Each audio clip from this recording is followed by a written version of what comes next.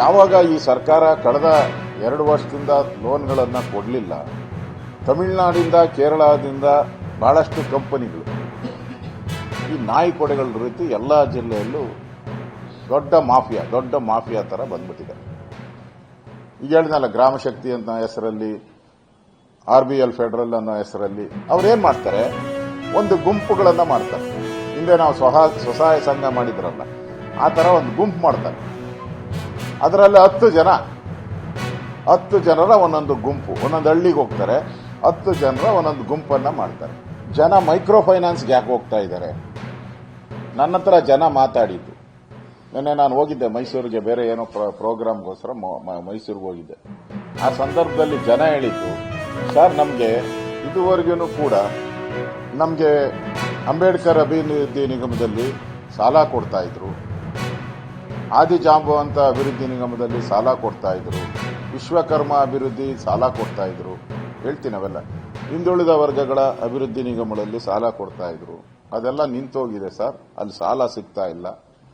ನಮಗೆ ವಿಧಿ ಇಲ್ದಿರ ಈಗ ನಾವು ಈ ಮೈಕ್ರೋ ಫೈನಾನ್ಸ್ ವ್ಯವಸ್ಥೆಗೆ ನಾವು ವಿಧಿ ಇಲ್ಲದೆ ಹೋಗಿದ್ದೀರಿ, ನಮ್ಗೆ ಬೇರೆ ದಾರಿ ಇಲ್ಲ. ಪ್ರತಿ ವರ್ಷ ನಮಗೆ ವಾಲ್ಮೀಕಿ ನಿಗಮದಿಂದ ಸಾಲ ಕೊಡ್ತಾ ಇದ್ರು, ನಮ್ಮ ಅಂಗಡಿ ಇಟ್ಕೊಳಕ್ಕೆ, ಆಟೋ ತಗೊಳಕ್ಕೆ, ಸಣ್ಣ ವ್ಯಾಪಾರ ಮಾಡಕ್ಕೆ ಕೊಡ್ತಾ ಇದ್ರು. ಈಗ ಅದೆಲ್ಲ ಬಂದಾಗ್ಬಿಟ್ಟಿದೆ. ಅದಕ್ಕೋಸ್ಕರ ನಾವು ವಿಧಿ ಇಲ್ಲದೆ ಹೋಗ್ತಾ ಇದ್ದೀವಿ. ಕ್ರೀಡೆ ನಮ್ಮ ಮೊದಲ ಆದ್ಯತೆ. ಮುಖ್ಯಮಂತ್ರಿಗಳು ಕ್ರೀಡೆ ಯುವಜನ ಸೇವೆಗೆ ನಾವು 394 ಕೋಟಿ ಕೊಟ್ಟಿದ್ವಿ. ಇವ್ರು ಬಂದ ಮೇಲೆ 249 ಕೋಟಿ, ಶಾರ್ಟೇಜು 147 ಕೋಟಿ.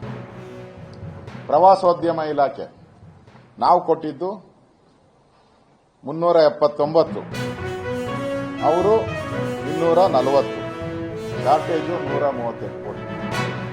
ಕನ್ನಡ ಮತ್ತು ಸಂಸ್ಕೃತಿ ಇಲಾಖೆ, ಕನ್ನಡವೇ ಇದೆಯಲ್ಲ, ಪುತ್ತಳಿಕೆ ಎಲ್ಲ ಮಾಡ್ತಾ ಇದ್ದಾರೆ, ಕಾಂಗ್ರೆಸ್ ಫಂಕ್ಷನ್ ಮಾಡ್ತಾ ಇದ್ದಾರೆ. 333 ಕೋಟಿ ನಾವು ಕೊಟ್ಟಿದ್ದು, ಇವರು ಅದನ್ನ 254 ಕೋಟಿಗೆ ಇಳಿಸಿದ್ದಾರೆ. 1,04,405 ಕೋಟಿ ಬಿಜೆಪಿ ಸರ್ಕಾರ ಇದಕ್ಕೆ ಬಿಡುಗಡೆ ಮಾಡಿದೆ.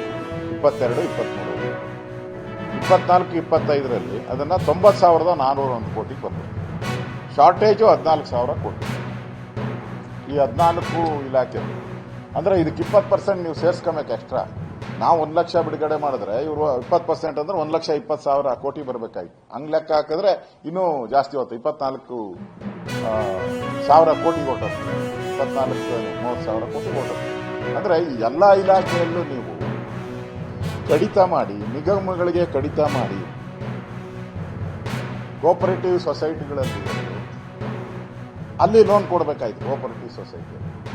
ಕೋಆಪರೇಟಿವ್ ಬ್ಯಾಂಕು ಕೋಲಾರದಲ್ಲಿ ನಂಬರ್ 1 ಇತ್ತು. ಅದು ವಸೂಲಿಯಲ್ಲಿ ಮತ್ತು ಲೋನ್ ಕೊಡೋದ್ರಲ್ಲಿ ನಂಬರ್ 1 ಇತ್ತು. ಈಗ ಲಾಸ್ಟ್ ಬಂದು ಯಾರು ಸಾಲನೇ ಕಟ್ತಾ ಇಲ್ಲ.